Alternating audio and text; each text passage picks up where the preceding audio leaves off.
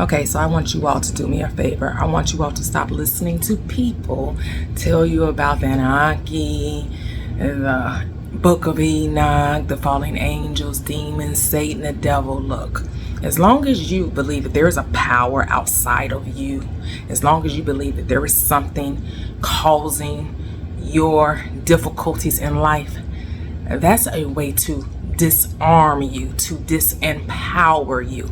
Everything comes from thought.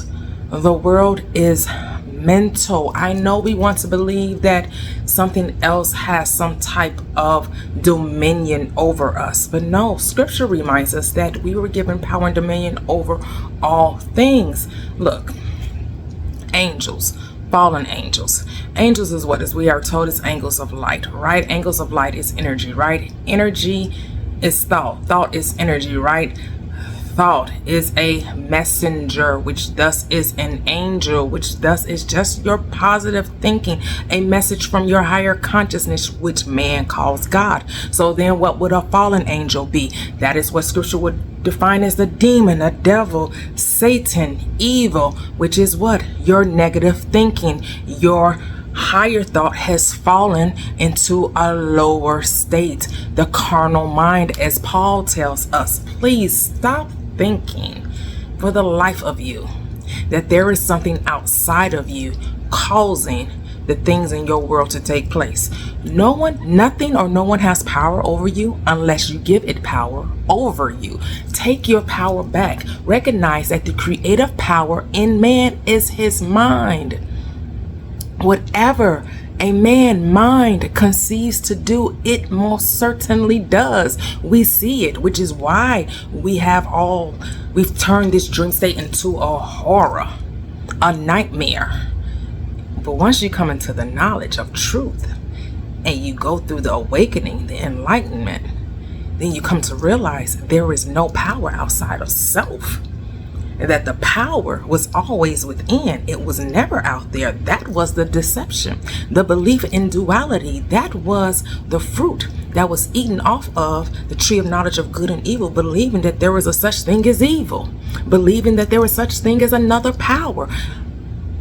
However, the scripture does tell you that there is only one God, and beside me there is no other God. There is no power outside of man.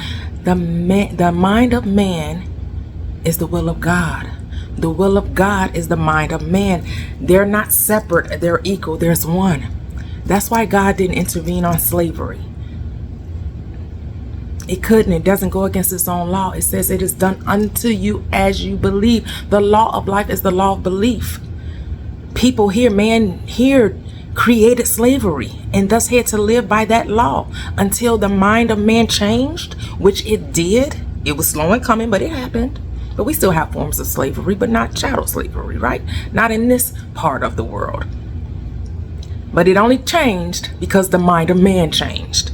There was no power outside of self coming down here to stop people from doing the evil unto one another. It's only until a man decides to think differently, that's when his life is different.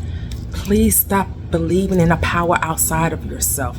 The power is always within you. Know ye not that the spirit dwells in you, a temple made without hands?